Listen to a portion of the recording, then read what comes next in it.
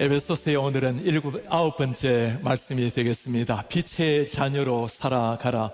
빛의 자녀로 살아가라는 제목으로 말씀을 나누려고 합니다. 제 생에 기독교 서적 한 권을 추천하라고 하면 오랜 세월 제가 추천한 책이 있습니다. 찰스 엘든이 쓴 예수라면 어떻게 하실까라는 책입니다. In His Steps, 주님의 발자취를 따라서 What would Jesus do? 예수님이라면 어떻게 하실 것인가? 예수님이라면 어떻게 하실 것인가? 한 시대에 WWJD라는 이름으로 무브먼트가 한국에도 미국에도 일어나기도 했습니다. 본래 책 제목이 In His Step, 예수님의 발자취를 따라서의 내용입니다. 내용은 이렇습니다. 헨리 맥스웰 목사님은 레이먼드 교회 담임 목사님이었습니다. 하루는 서재에서 설교 준비를 하는데 초인종 소리가 들려옵니다. 도움을 호소하는 한 구걸하는 사람이 문을 두드렸습니다. 바쁘다는 핑계로, 설교 준비하는 핑계로 그를 정중하게 보냅니다. 그리고 몇 주 후가 지나서 목사님이 설교를 마치고 난 다음에 그분이 예배당 중앙에 있다는 것을 발견을 했어요. 그 자리에서 쓰러지게 되었고 그 자리에서 이 세상을 떠나게 되었습니다. 목사님은 정말 충격에 쌓였습니다. 내가 목사로서 하나님의 말씀을 전가하는데, 하나님의 사랑을 외치고 있는데 내가 지금 어떻게 살아가고 있는가? 무엇을 외치고 어떻게 살아가고 있는가? 그 다음 주 강단에서 목사님께서 설교를 마치고 한 가지 도전을 했습니다. 우리 성도님들, 이제부터 1년 동안 모든 순간, 중요한 행동할 때 예수라면 어떻게 하실 것인가? What would Jesus do? 예수님은 어떻게 할 것인가를 가지고 묻고 행동할 사람들은 모이십시오. 예배 후에 많은 성도님이 모였어요. 그리고 1년 동안 In His Step, 예수님의 발자취를 따라가기를 시작을 합니다. 그 사람들 모두가 두 가지 공통점을 발견하게 됩니다. 기독권을 내려놓아야만 했습니다. 물질의 손해를 보기도 하고 명예에 흠집이 나기도 하고 많은 희생을 각오해야만 했습니다. 또 한 가지 공통점은 그렇게 예수님을 따라가는 게 쉽지 않은 일이었지만, 그러나 모두가 기쁨과 감격, 의미의 삶을 깨닫게 된 것입니다. 예수라면 어떻게 할 것인가? 구원은 참 아름다워요. 그러나 그 예수님을 따라가는 것이 쉬운 일은 아니죠. 오늘 이 시간 주님께서 우리에게 오셔서 예수라면 어떻게 할 것인가? 이 질문 앞에 너는 무엇을 변화되기를 원하는가? 어떤 결단을 하나 하기를 원하는가? 여러분들이 이 질문 앞에 한 가지 실천한다면 어떤 걸 하기를 원하십니까?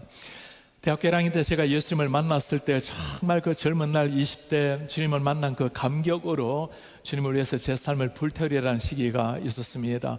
예수님을 위해서 33살 청년 나이에 이 땅을 떠난 그 주님을 위해서 내 삶을 드리겠노라고 모든 삶의 순간에 예수라면 어떻게 할 것인가를 기도하며 제가 주님처럼 살기를 원합니다.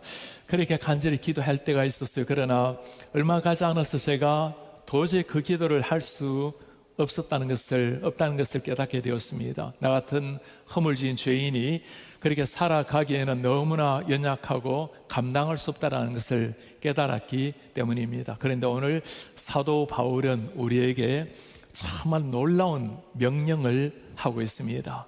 그러므로 사랑을 받은 자녀같이 As beloved children of God, 하나님의 사랑받은 자녀들처럼 너희는 하나님을 본받는 자가 되라. Therefore, 그러므로 be imitators of God, 하나님을 본받는 자가 되라. 하나님을 본받는 사람, 예수 그리스도를 따라가는 사람, 우리가 도저히 상상할 수 없는 불가능한 이 요구를 왜 바울이 하고 있을까요? 바울이 하는 것이 아니라 예수님께서 바울을 통해서 우리에게 직접 부탁하시는 명령입니다. 우리가 어떤 존재이기에, 어느 정도 대단한 존재이기에 하나님을 본받는 사람, 예수님을 따라가는 사람으로 우리를 초청을 하고 있을까요? 오늘 2절에 우리가 어떤 존재인지를 잘 보여주고 있습니다. 예수님께서는 우리를 위하여 자신을 버리사 향기로운 제물, 희생 제물로 하나님께 드리셨느니라. Fragrant offering, sacrifice, 다 무엇을 가리킵니까? 우리를 위해서 죽으신 어린 양, 희생 제물로 죽으신 예수, 우리를 위하여 자신을 버리신 십자가의 죽음을 가리키는 겁니다. 우리 한 사람 한 사람을 살려내기 위해서 하나님께서 당신의 아들을 십자가에 내어주시고 우리를 살리신, 그만큼 당신의 아들과 바꿀 정도로 소중하고 고결한 존재가 우리 한 사람 한 사람이라는 겁니다. 그 하나님의 사랑을 받은 우리에게 오늘 주님께서 부탁을 하십니다. 이제 하나님 앞에서 새로워졌으니 하나님을 본받는 자가 되라. 하나님을 본받는 삶이 어떤 삶일까요? 오늘 바울은 8절에서 14절까지 세 가지로 명령형으로 본받는 삶을 부탁을 합니다. 첫 번째입니다. 빛의 자녀답게 살아가라. 빛의 자녀로 살라.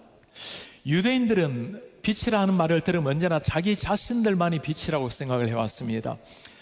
이사야서 말씀이라든가 구약 말씀을 보면 이스라엘 백성들을 두고 빛이라고, 내가 너로 이방의 빛이 되게 하리라고 빛이라는 단어를 사용을 많이 합니다. 그런데 오늘 이 말씀은 이스라엘 백성들이 아니라 에베소 교인들, 이스라엘 눈에는 이방인들에게 쓰여진 말씀입니다. 에베소 교인들, 너희들이 세상의 빛이라고, 빛된 자녀라고 말씀을 하는 겁니다. 오늘 8절 한번 보시겠습니까? 너희가 전에는 어둠이었는데 이제는 주 안에서 빛이라. Now you are light in the Lord. 주님 안에서 빛이라. You will be light가 아닙니다. 지금 너희들의 존재가, 아이덴티티가 바뀌었다는 겁니다. 빛의 자녀들처럼 행하라. 우리말의 번역은 자녀들처럼이라고 나와 있는데 정확하게 보면 walk as children of God, light. 빛의 자녀로서 살아가라는 겁니다. 자녀들이 되기 위해서 노력하라가 아니고 이미 빛이 자녀가 되었기 때문에 자녀로서 살라는 겁니다. 우리의 정체성이 달라졌다는 겁니다. 바울도 이미 알고 있죠. 이제는 너희들이 어둠 속에 있었는데 영적으로 어둠 속에 있었던 자녀들이었지만 이제는 예수님의 피로 말미암아 구원받은 하나님의 자녀가 되었으니, 이제는 빛이 되었으니 빛의 자녀로서 살아내라는 겁니다. 빛이라는 이 의미가 어떤 의미일까요? 헬라어로 보면 포스라는 단어를 사용을 하는데, 이 빛은 물리적인 세상을 밝히는 빛이 아니라 영적인 빛, 그리고 생명, 진리를 가리킬 때 사용하는 단어입니다. 요한복음에 보면 예수님께서 내가 세상의 빛이라고 말씀을 하시죠. 예수님 자신이 빛이고, 마태복음에 보면 너희가 세상의 빛이라고 말씀합니다. 소금이요 빛이라. 예수님이 빛이라는 말씀과 우리가 빛이라는 말씀은 조금 다릅니다. 예수님의 빛이라는 것은 당신의 태양 같은 빛, 태양은 스스로 빛을 발합니다. 우리가 빛이라는 것은 달과 같은 존재입니다. 달은 스스로 빛을 발할 수 있는 존재가 아니죠. 태양의 빛을 받아야 빛을 발할 수 있는 것이 달의 존재입니다. 우리의 기도 같은 기도일까요? 하나님, 당신의 그 영광의 빛, 태양 같은 영광의 빛을 저에게 가득하게 부어주셔서 저로 하여금 당신의 빛을 드러내게 하소서. 우리 가운데 주님, 저는 왜 이렇게 빛으로 부름을 받았는데 빛으로 살아내지 못하고 있을까요? 내 안에 빛이 없었을까요? 빛이 없는 것은 근본적인 문제입니다. 그것은 구원론적인 문제예요. 우리가 주님을 나의 주님으로 고백을 하면, 예수님을 진심으로 나의 주님을 영접을 하게 되면 부족하더라도 다 우리 속에 주님이 와 계십니다. 이미 빛이신 주님이 우리 속에 주인으로 와 계시는 거예요. 문제는 내가 빛으로 와 계신 주님의 빛을 받아서 반사를 시켜야 되는데, 온전히 반사시키지 못한다면 달이 빛을 발하지 못할 때는 한 가지입니다. 구름이 달을 막고 있을 때입니다. 주님, 제가 내 생에 구름 같은, 내가 주님의 빛을 가리는 것을 다 제거해 주시고 당신의 그 찬란한 빛을 드러낼 수 있도록 영광의 빛을 비추어 주십시오. 그게 우리가 주님 앞 해야 될 겸손의 기도입니다. 오늘부터 우리가 미주 다니엘 기도회 일주일 동안 하게 될 것입니다. 다니엘 기도회, 다니엘의 그 기도의 삶을 본받고자 붙인 이름이었겠죠. 다니엘의 삶이 어땠습니까? 포로된 사람이었습니다. 미래에 소망이 없는 청소년으로 살았던 사람. 다니엘과 세충은 그럼에도 불구하고 그들이 하나님 앞에 정체성이 무엇인지를 알았어요. 우리는 하나님의 아들이라는 것, 하나님 앞에서 뜻을 정합니다. 왕의 진미를 거부하고 왕의 포도주를 거부하고 하나님이 주신 채식을 결단을 합니다. 왜 그렇습니까? 그들이 누구인지 알았기 때문에, 자신들의 핏된 하나님의 아들 된 정체성을 알았기 때문입니다. 하나님 앞에 바르게 빛으로 살아가려고 할 때 당연히 다가오는 것이 핍박이겠죠. 너무게나 살방의 어느 날 그에 대한 신상을 만듭니다. 모두가 다 엎드려 절할 때 하나님만이 우리의 주군이라고, 주님 앞에만 무릎을 꿇겠노라고 무릎을 꿇지 않고 꼿꼿하게 서 있었던 세 사람, 죽음의 위협에 놓여있던 세 사람, 풀무불에 집어 던져졌을 때 빛이신 하나님께서 그들을 구원해 주셨습니다. 다니엘 10대나 80대나 다니엘의 삶은 똑같았습니다. 하나님 앞에 살아갔던 한 사람, 왕의 조서가 내린 줄 알고 어떤 신상에게도 절하지 말라고, 왕 이외에는 절하지 못할 것을 금한 걸 알았지만 그는 전능하신 하나님, 창조주 하나님 앞에 창문을 열고 무릎을 꿇고 기도를 드렸죠. 사람들은 그를 사자굴에 던졌을 때 빛이신 전능하신 하나님은 사자굴에서 그를 건져내셨습니다. 하나님 앞에서 내가 누구인지를 깨닫고 이 영적 어두운 세상 가운데 빛으로 살아낸 사람들, 우리 하나님께서 그들을 아시고 그들을 통해서 당신의 놀라운 능력 역사를 나타내어 보이신 겁니다. 이 시대는 이런 다니엘 같은 사람을 하나님께서 기다리십니다.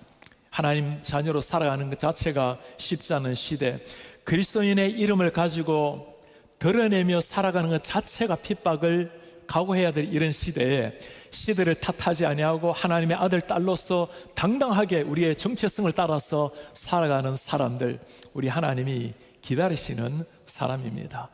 어떻게 살아가는 것이 빛으로 살아가는 것일까요? 오늘 9절 말씀에 보면 하나님이 세 가지를 말씀을 합니다. 빛의 열매는 착함, 그리고 의로움, 그리고 진실함이라고 말합니다. 착함, 의로움, 진실함. 사실 세 가지를 보면 우리 평소 때 우리도 윤리적으로, 도덕적으로 그렇게 인간적으로 성숙함을, 이런 윤리를 가지고 살아가려고 하지 않습니까? 그러나 성경에서 말하는 착함이라는 것, 의로움이라는 것, 진실함이라는 것은 하나님과 연계 속에서, 관계 속에서 나오는 단어들입니다. 착하다라는 것이 그냥 인간적으로 착함을 넘어서 예수님께서 산성수훈에서 하시는 말씀이 있죠. 너희는 세상의 빛이라 소금이라. 그리고 너희의 착한 행실을 드러내 보여서 사람들 하여금 하나님께 영광을 돌리게 하라. 그냥 착함이 아니고 세상의 빛으로 살아가는 것, 하나님 앞에 영광 돌리기 위해 살아가는 삶을 두고 착한 삶이라고 말씀을 하는 겁니다. 그게 빛의 열매라는 거예요. 의로운 삶, 의롭다라는 것은 성경의 중요한 단어입니다. 헬라어로 말하면 디카요시네라는 단어를 쓰는데, 이 단어는 언제나 하나님과 연관되어서 사용되는 단어입니다. 온전한 하나님 앞에서 의로운 사람이 누가 있겠습니까? 하나님의 의로움을 전가받아서 의로워진 사람답게 살라라는 것, 내 자신의 어떤 명예, 내 자신의 계획이 아니고 하나님 앞에서, 율법 앞에서, 말씀 앞에서 의롭게 살아가는 것, 빛의 자녀로 사는 삶이라고 말씀합니다.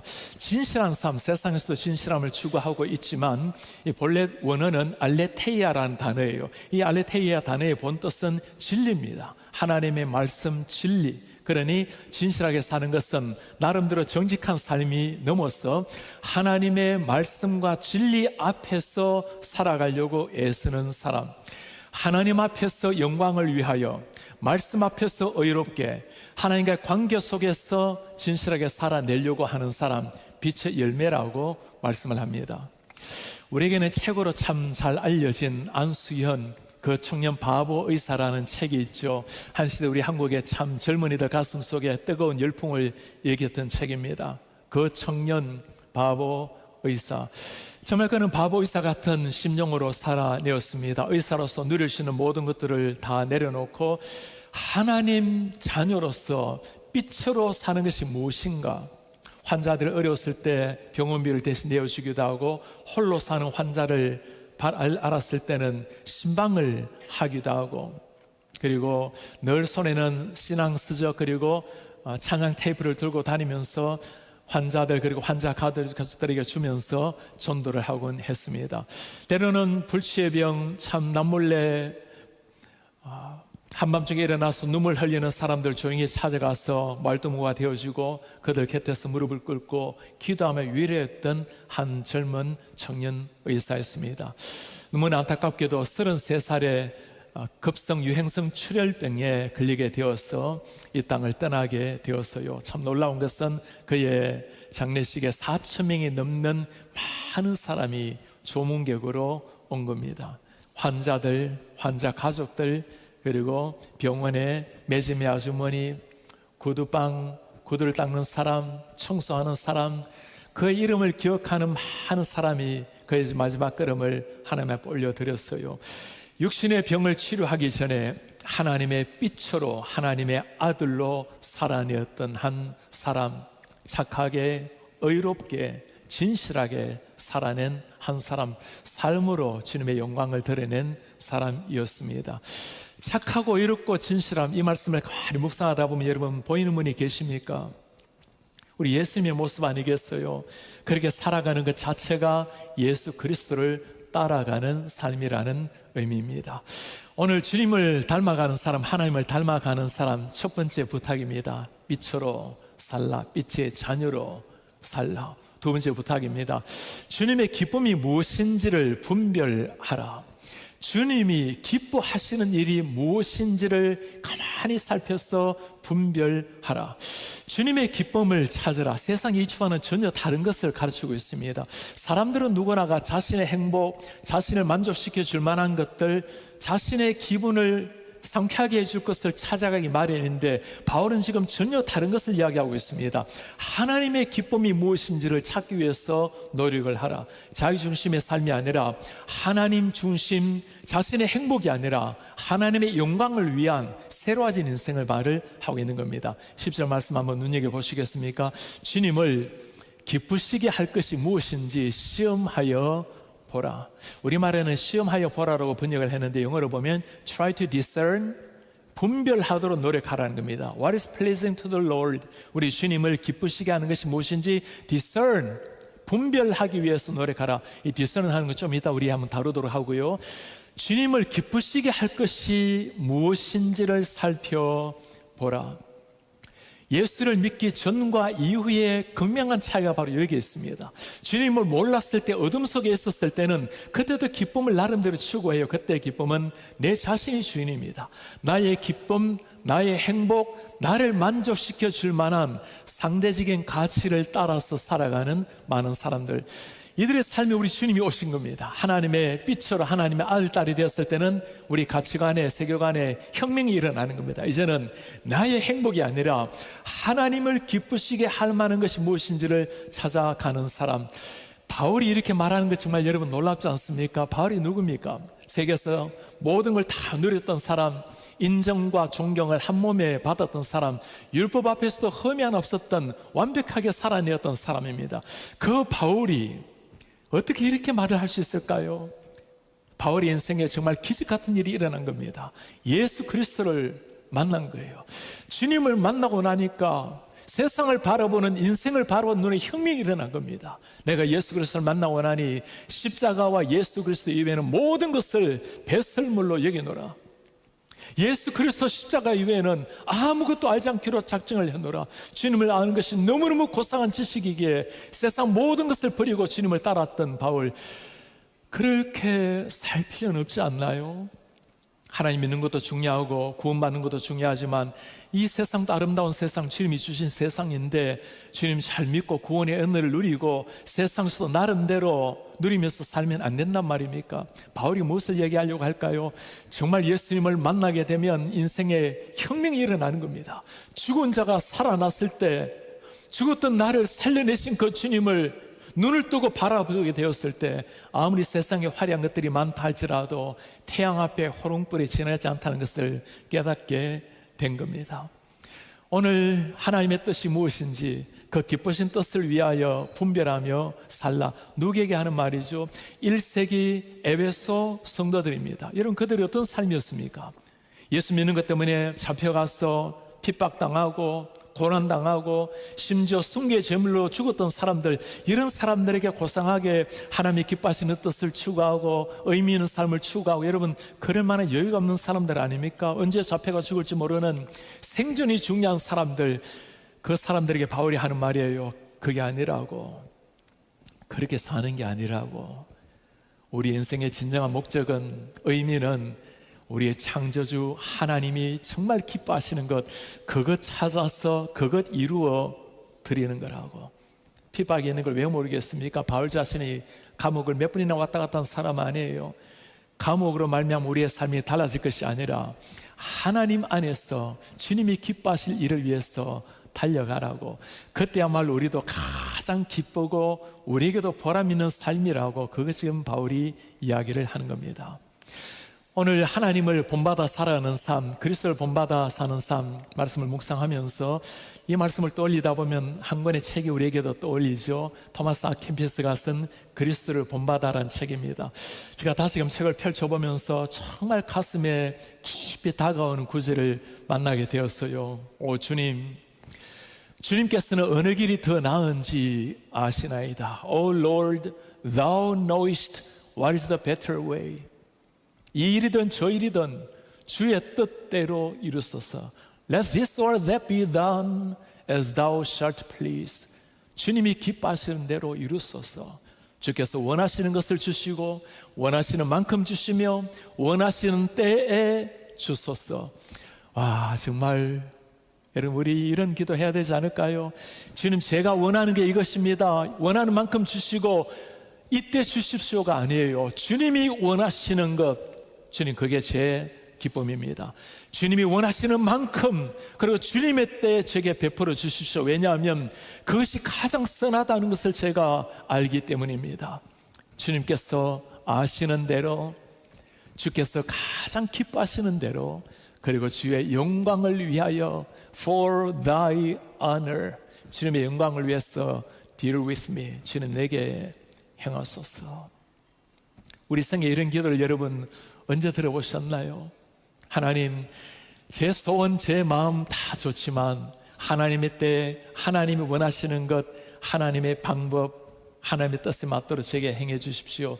그리고 for thy honor, 당신의 그 최고의 영광을 위해서 이루소서. 그게 저에게도 최고의 행복입니다. 우리 성도님들, 이 기도가 우리의 소원, 우리의 기도가 되길 바랍니다. 누가 하시는 기도일까요? 정말 주님을 만난 사람, 주님을 만나서 주님을 따라가는 그 고상한 하늘의 감격이 무엇인지 아는 사람만이 할 수 있는 기도입니다. 오늘 바울이 우리에게 부탁을 하면서 특별한 부탁을 하나 하죠. 주를 기쁘시게 할 것이 무엇인지 시험하여 보라고 나와 있습니다. 우리가 영어 성경을 본 것처럼 try to discern what is pleasing to the Lord. 우리 주님께 기뻐하게 할 것이 무엇인지 discern하라, 분별하라. 헬라 원문을 보면 도키마조라는 단어를 사용합니다. 이 단어가 본래 시험을 넘어서 분별하는 걸 의미해요. 정확한 표현을 말하면 어떤 상황을 깨닫기 위해서 확인하고 시험하고 검증하고 몇 번이나 걸쳐서 정말 그게 무엇인지를 분별할 때까지 확인하는 것, 그게 진짜 맞는지를 확인할 것. 여러분, 이 말씀 들으면 정말 바울의 그 마음이 느껴집니까? 하나님이 기뻐하시는 것을 바르게 찾아내기 위해서, 디스런하기 위해서 검증하고 시험하고 계속 노력해서 정말 주님이 기뻐하는 것을 찾아내어라고. 우리 생에 주님의 뜻을 찾기 위해서, 주님의 기쁨을 찾기 위해서 이렇게까지 땀 흘려 기도하고 노력해 본 적이 있나요?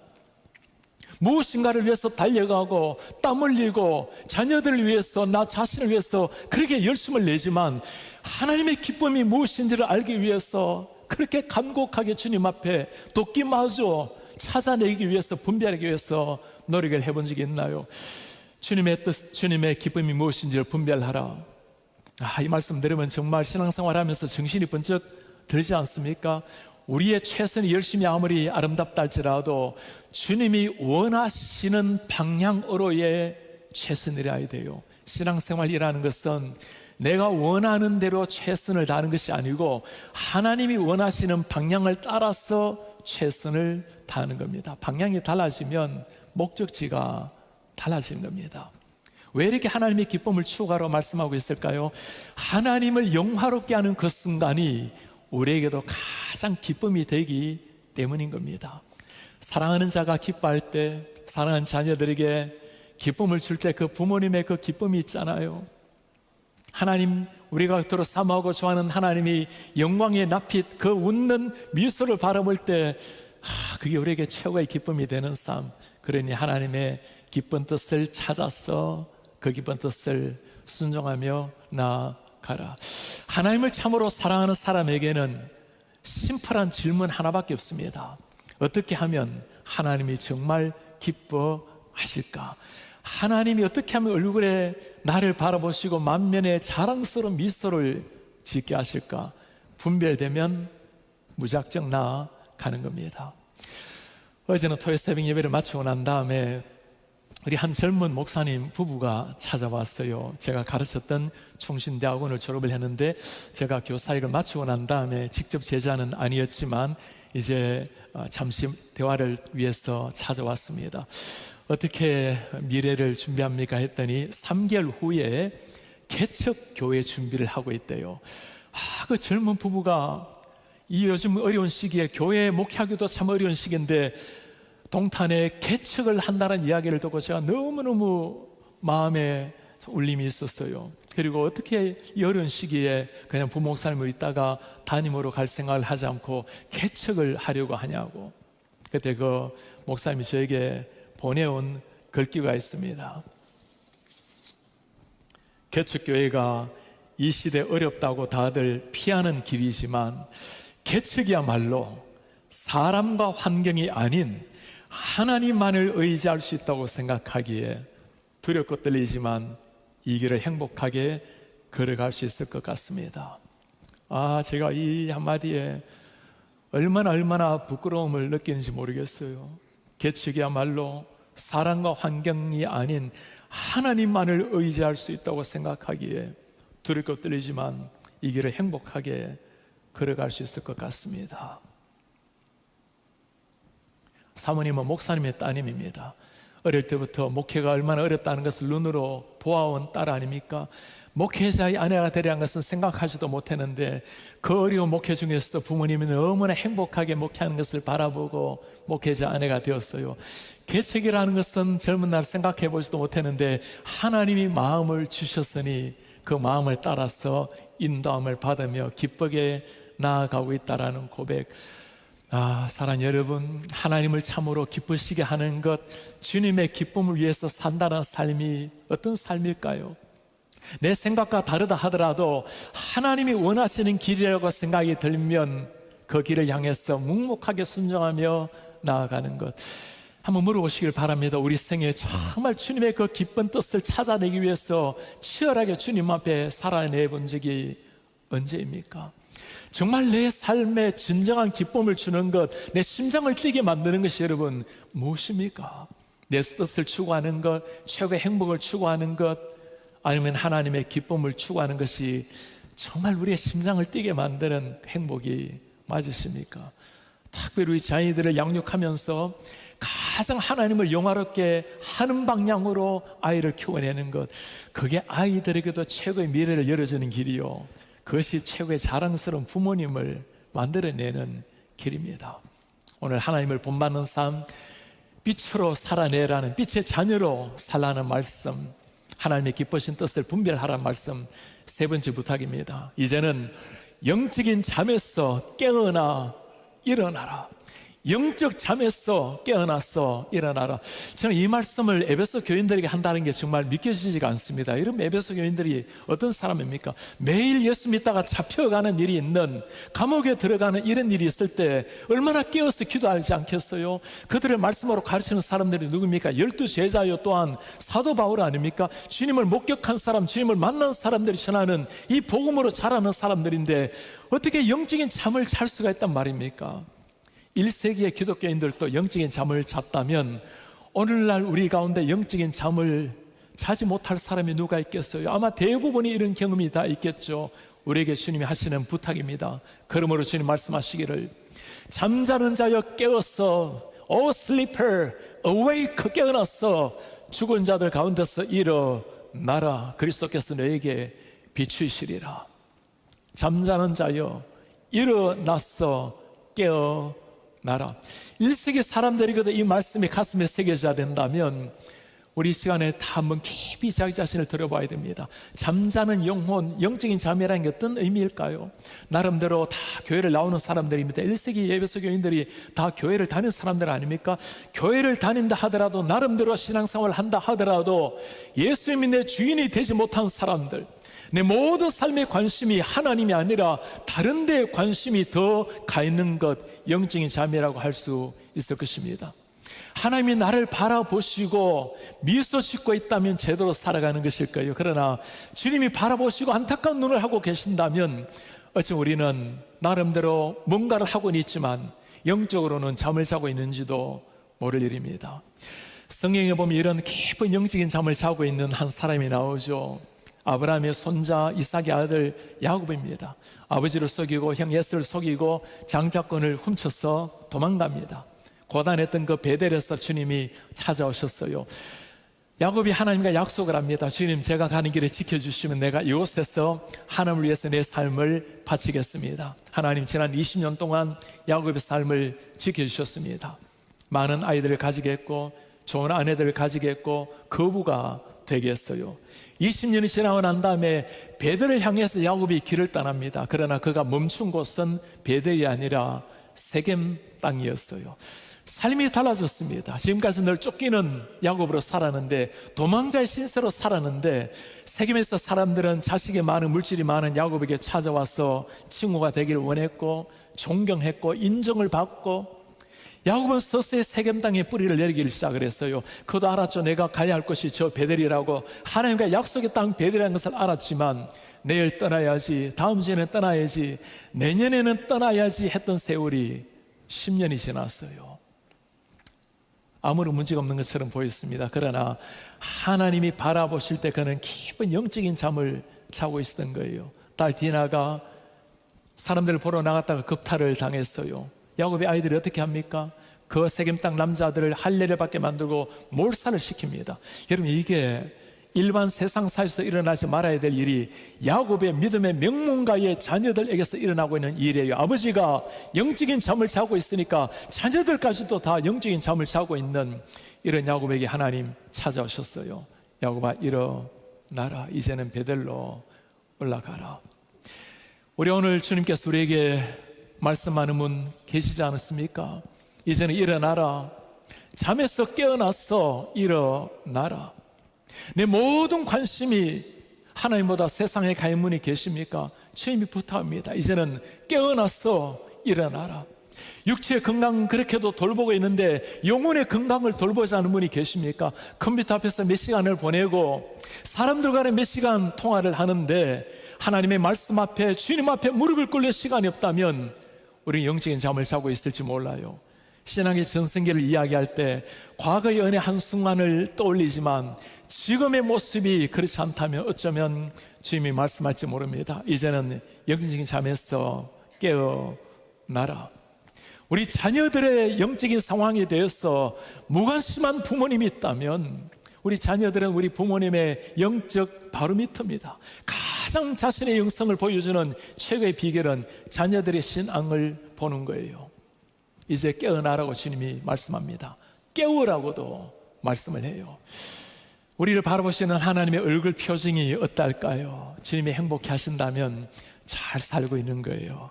주님이 안타까워하신다면 일어나야 할 때입니다. What would Jesus do? 예수님이라면 어떻게 할 것인가? 오늘 바울은 그 해답을 우리에게 주고 있습니다. 빛의 자녀로 살라. 그게 우리의 정체성이라는 겁니다.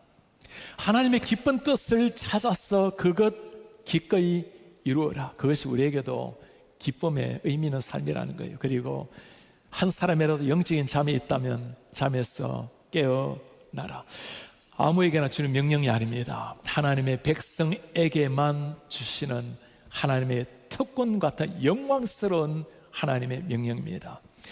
다니엘 기도를 통해서 우리는 그렇게 살아내는, 빛의 자녀로 살아내는 우리 성도님들의 간증을 듣게 될 거예요. 참으로 귀하게 하나님 앞에 살아가는 이 시대 하나님의 사람들입니다. 그분들 뿐이겠습니까? 전에는 우리 성도님들, 여러분들 한 분 한 분이 다 고귀한 하나님의 빛의 자녀로 살아가는 분들이에요. 우리 삶에도 어느 한순간을 돌아보면 하나님, 나 같은 죄인을 부르셨다라는, 빛의 자녀를 부르셨다는 그 감격에 겨워서 주님 앞에 삶을 드린 적이 있지 않습니까? 주님, 내 뜻이 아니라 당신의 뜻을 추구하기 원한다고 나 자신을 부인하고 주님 앞에 선 날이 있지 않나요? 주님의 말씀이 들려와서 세상의 것을 내려놓고 기꺼이 영적인 잠에서 깨어난 일이 있지 않습니까? 바로 감정의 주인공들이 바로 여러분들, 우리 한 사람 한 사람이에요. 그러나 오늘 한 사람이라도 우리 가운데 지금 내가 주님 앞에 내어놓을 간증이 없다면, 어쩌면 주님께서 다시 한번 이 시간에 우리를 마음의 문을 두드리는 시간입니다. 이제 다시 한번 빛으로 살라, 빛의 자녀답게 살라. 아무리 세상에 화려한 게 있다 하더라도 하나님의 기쁨이 제일 큰 기쁨이란다. 그리고 깨어나라, 일어나라. 우리 성도님들 그렇게 살아낼 때 우리 하나님 우리를 통해서 정말 영광을 받으실 것입니다. 그리고 우리 생에 가장 행복하고 가장 의미 있는 삶이 우리 삶에도 펼쳐질 것입니다. 다시 일어나셔서 말씀을 우리 간직하면서 우리 찬송으로 신앙 고백 드리기를 원합니다. 우리 주님, 내가 주님의 기쁨이 되기를 원합니다. 내 마음을 주님 새롭게 해주십시오. 새 부대가 되게 하시고 주님의 빛을 비추게 도와주십시오. 내가 원하는 한 가지, 주님의 기쁨 되기를 원합니다. 내가 원하는 한 가지, 주님의 기쁨이 되는 것입니다. 나 주님의 기쁨 되기 원하네. 내 마음을 새롭게 하소서. 새 부대가 되게 하소서. 새 부대가 되게 하여 주사. 주님의 빛 비추게 하소서. 겸손히 내 마음 드립니다. 겸손히 내 마음 드립니다. 내 모든 것을 받으소서. 나의 모든 것 받으소서. 내 마음을 깨끗하게 씻어주사. 나의 마음 깨끗게 씻어주사. 주의 길로 향하게 하소서. 주의 길로 향하게 하소서. 내가 원하는 한 가지, 내가 원하는 한 가지, 주님의 기쁨이 되는 것. 내가 원하는 한 가지, 내가 원하는 한 가지, 주님의 기쁨이 되는 것. 주님 있습니다. 내가 원하는 주님의 기쁨 되는 것. 주님의 기쁨이 되는 것. 내가 원하는 한 가지, 내가 원하는 한 가지, 주님의 기쁨이 되는 것. 주 사랑 오직 풍랑에도 깊은 바다처럼 나를 잠잠케 해. 주 사랑 내 영혼의 반석, 그 사랑 위에 서리. 주 사랑 오직 풍랑에도 깊은 바다처럼 나를 잠잠케 해.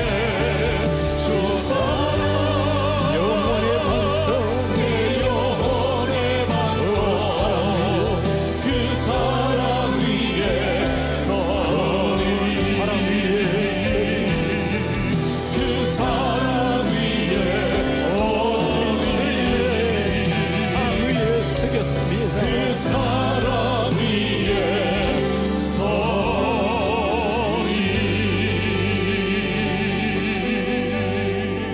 오늘 하나님 앞에 변화받은 인생, 우리 주님께서 우리에게 부탁하십니다. 하나님을 본받는 자가 되라. 감히 상상할 수 없는 이 부탁을 하시는 주님, 어떻게 살라고 하십니까? 네가 빛이 되었으니 빛으로 살라. 하나님이 기뻐하시는 뜻, 그것 행하는 것이 나에게도 영광이지만 너에게도 기쁨이란다. 한 사람이라도 영적인 잠을 자고 있는 사람이 있습니까? 우리 자녀들 잠자는 영혼이 있습니까? 일어나, 깨어나, 일어나라. 오늘 말씀을 통해서, 그리고 이번 주 다니엘 기도를 통해서 주님, 우리가 세상의 어둠, 세상의 빛으로 주의 기쁨을 위해서 깨어나 살아내기를 원합니다. 그렇게 살아가는 것이 우리의 기도 제목이요, 기쁨이요, 가장 의미 있는 삶이기에 그렇게 살게 하옵소서. 우리 한 목소리로 기도하겠습니다. 우리 주님 고맙습니다. 우리 한 번 사는 생에 그렇게 살아낼 수 있도록 은혜 주시고, 그렇게 살아낼 수 있도록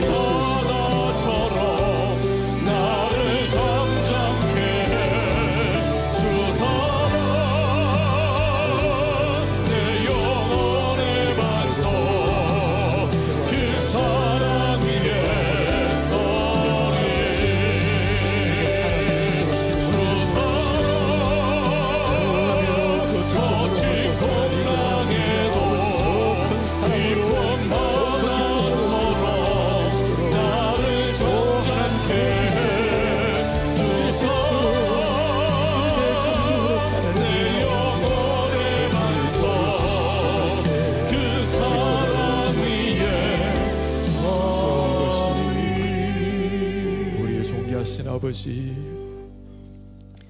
아무런 자격 없는 자들에게 하나님이 연애를 주셔서 하나님의 아들, 딸로 빛으로 서게 하심에 감사합니다.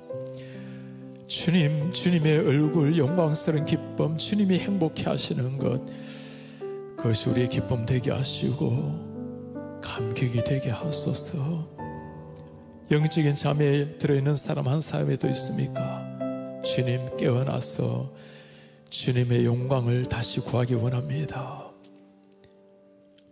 그렇게 살다가 우리를 그토록 사랑하셔서 그토록 우리를 소중히 여기신 하나님 앞에 그렇게 살다가 주님 앞에 서게 하옵소서. 예수 그리스도의 이름으로 기도하나이다. 아멘. 주 예수 그리스도의 은혜와 하나님의 사랑과 성령의 교통하심이, 하나님 우리를 빛으로 부르시고 하나님의 영광의 통로로 삼고자 하시는 주님 앞에 그렇게 살기를 열망하는 주의 모든 백성들 머리 위에 지금부터 영원토록 함께 있을지어다.